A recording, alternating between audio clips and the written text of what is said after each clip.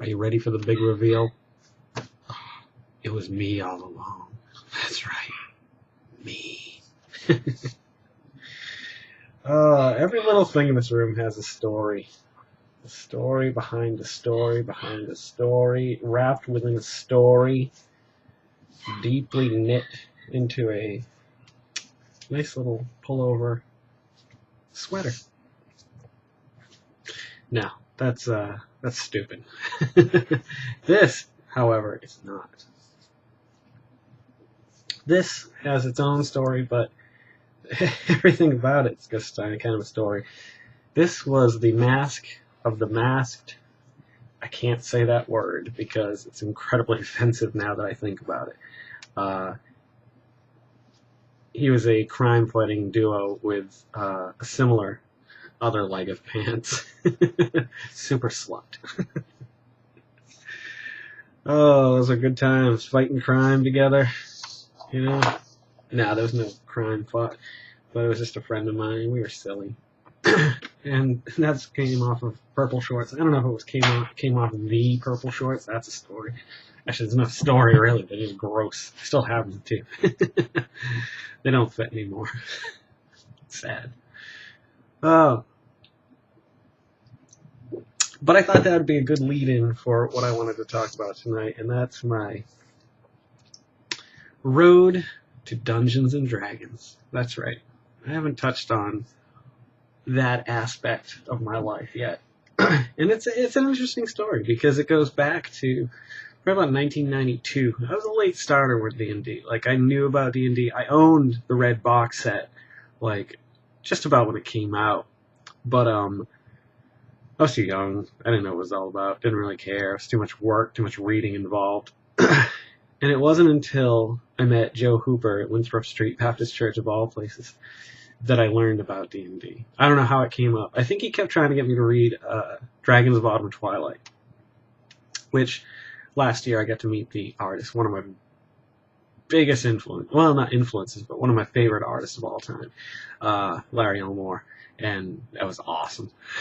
I got to actually be on a panel with him and talk to him, and two panels, actually, a gaming panel and an art panel. He just put out a really cool book. I don't know if it's still available. It was a Kickstarter thing, so I'll put a link if it's still available because he deserves a shout out. But back to the, yeah. So Joe was trying to get me to read this book, and I hated reading. Like, reading was what you did in school because you had to do it when I grew up. I mean, I was like 16 or 17, and finally we were at Read More Book one day, used bookstore. I'll put a link for them too. I should be writing these times down.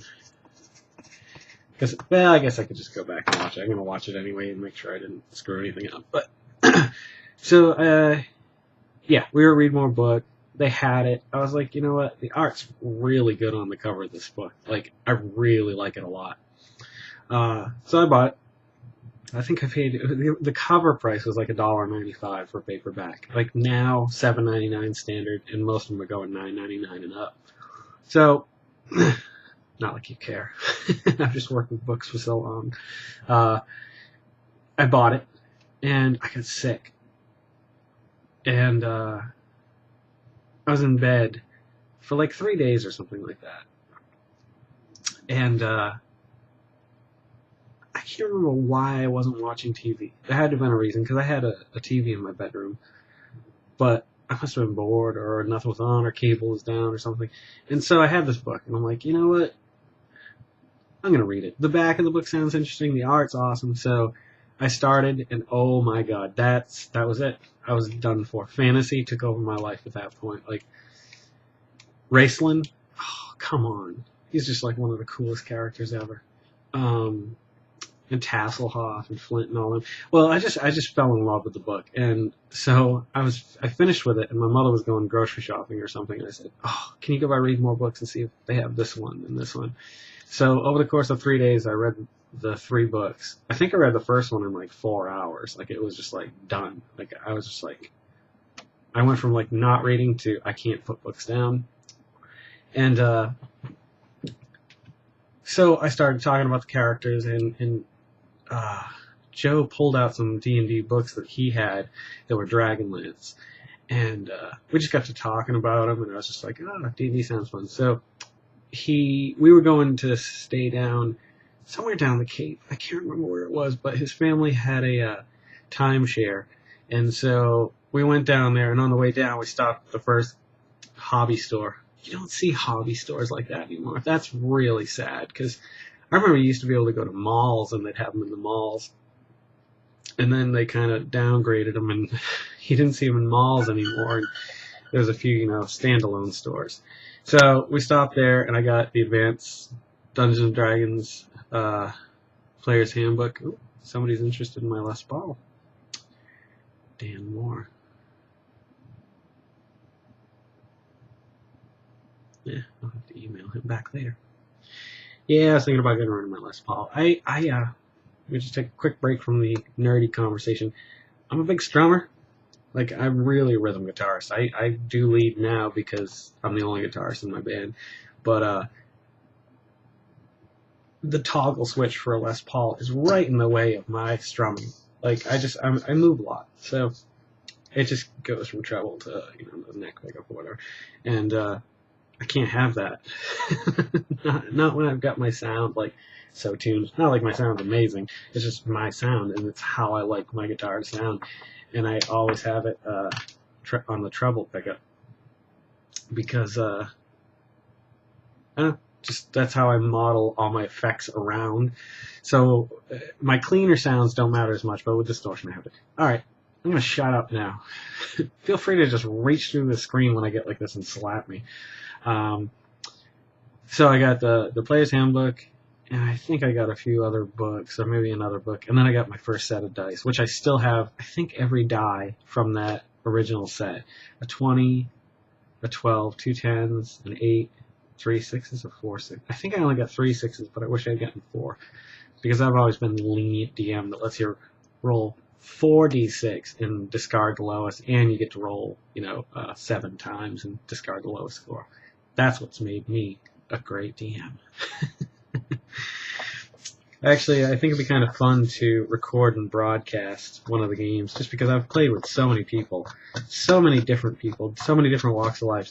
This is kind of funny if you really think about it too. It's kind of like the extremists. Like, I don't want to say his name because I don't know if he's ever going to watch this. He probably won't, but most of you who know me will know who I'm talking about. He was writing, well, I guess it's not as geeky anymore because I've done the same thing since then, but I wasn't so thrilled about it as I think he was. Like, that was his life, was writing a new game system. And, like, I've come up with my own rules and stuff like that. I'm not going to sit here and lie and say I'm not a nerd. I am at least a 19th level nerd. Like, I am up there, man. I wouldn't mess with me when it comes to nerddom.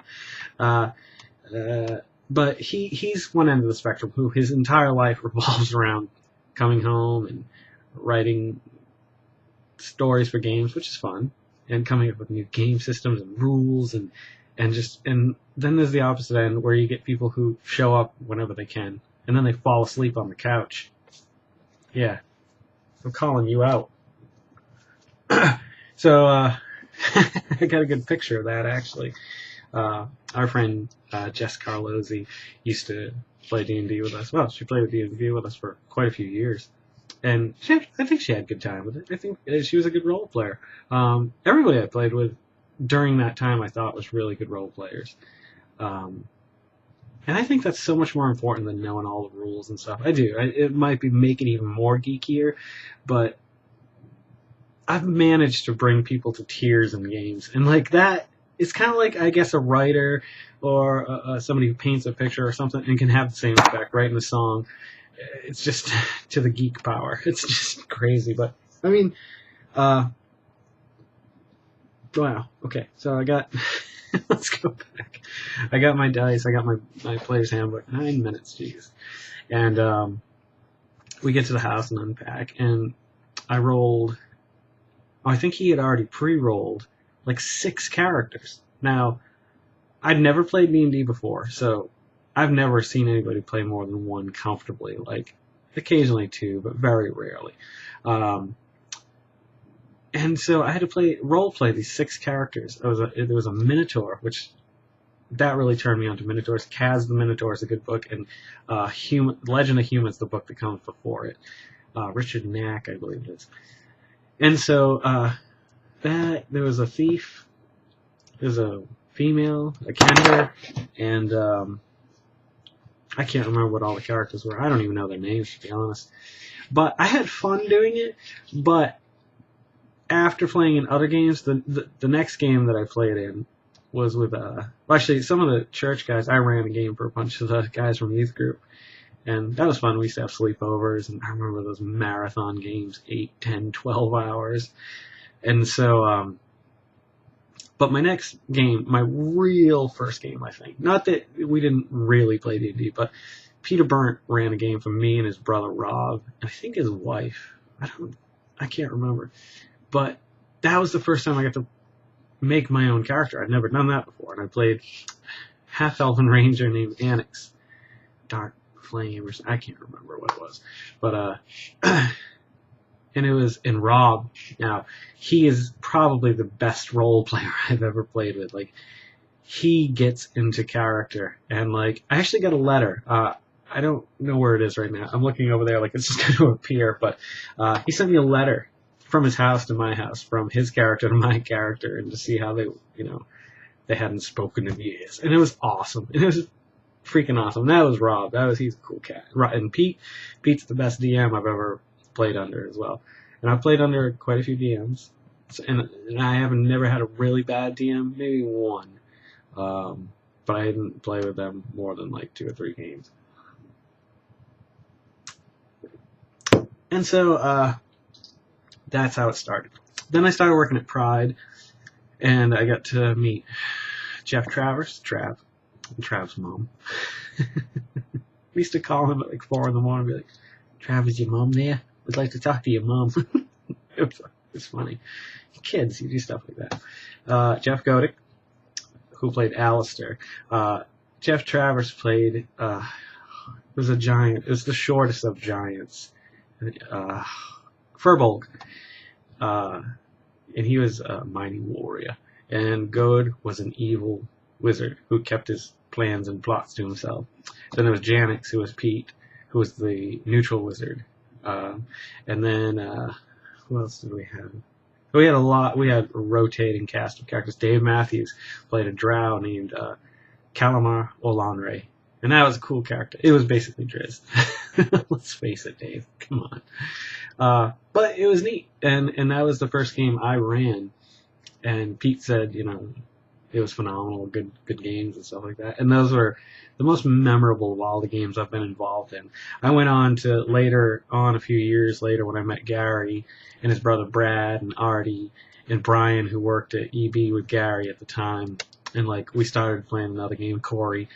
There was a time in between too where I remember trying to run a game where everybody down the studio started showing up. It was Greg Autry, Chris Lambert. Not like everybody's gonna know these people, but all that crew basically, and Pat Russell.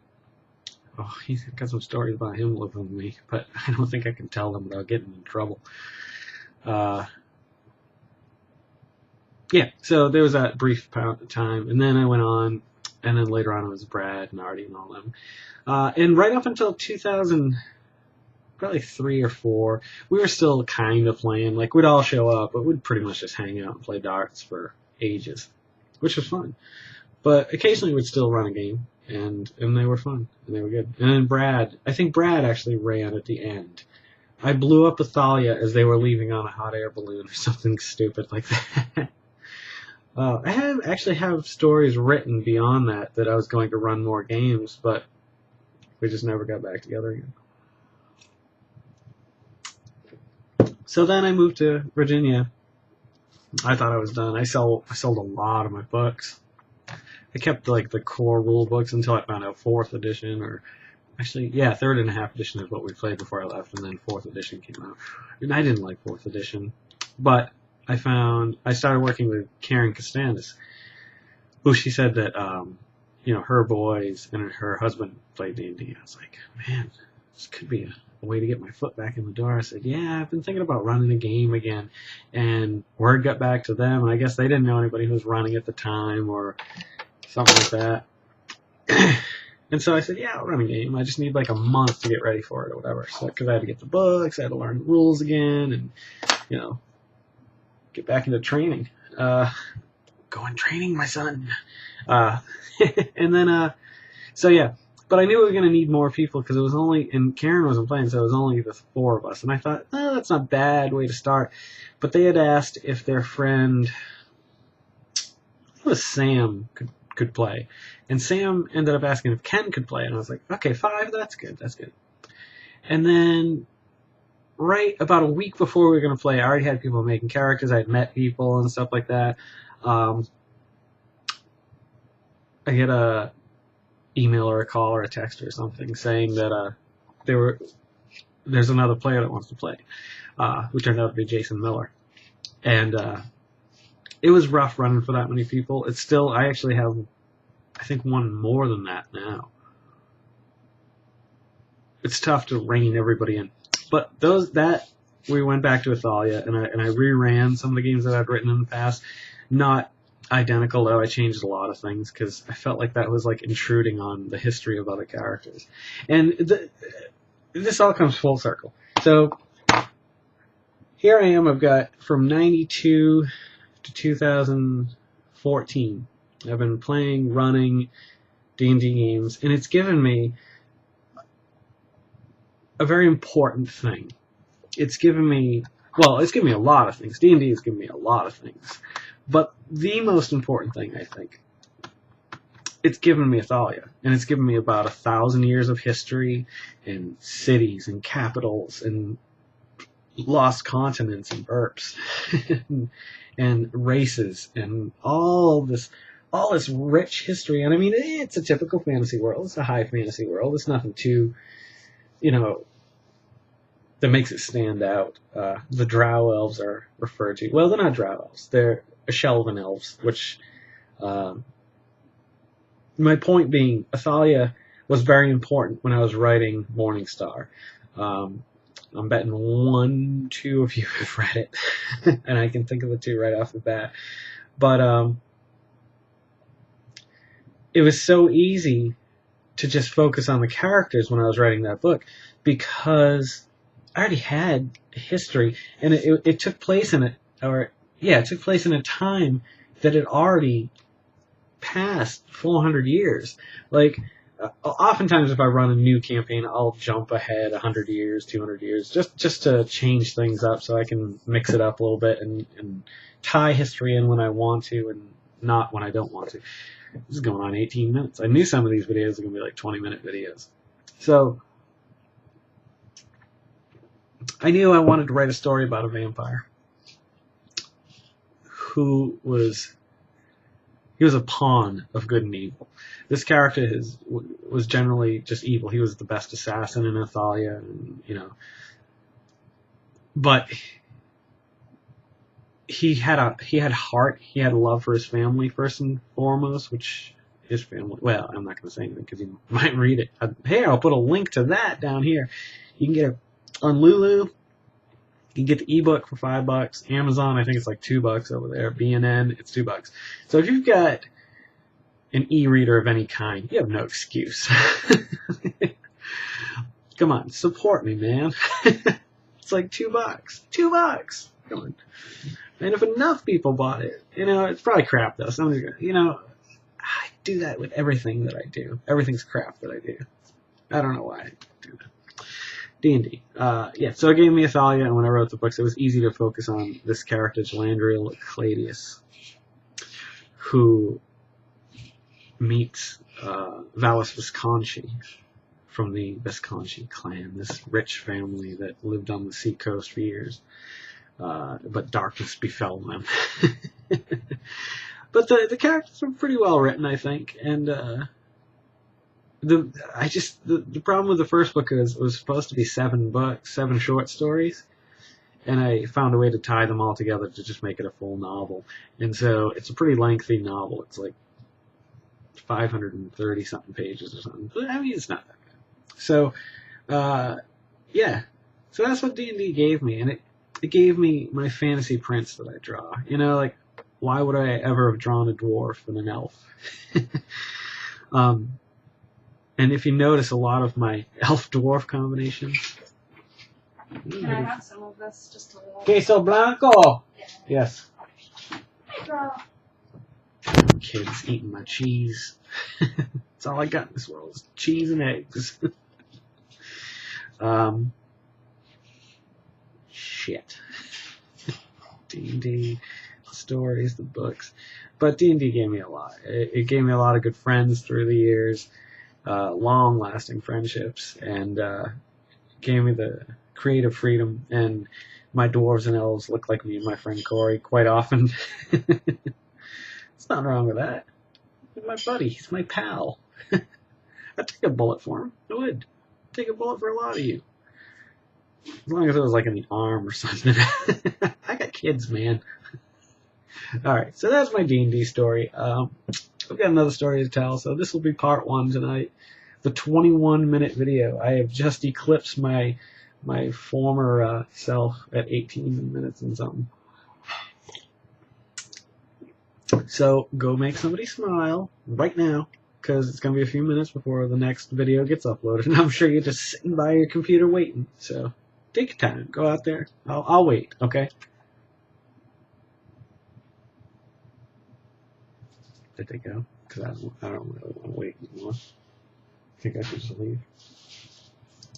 I think I'm just going to leave.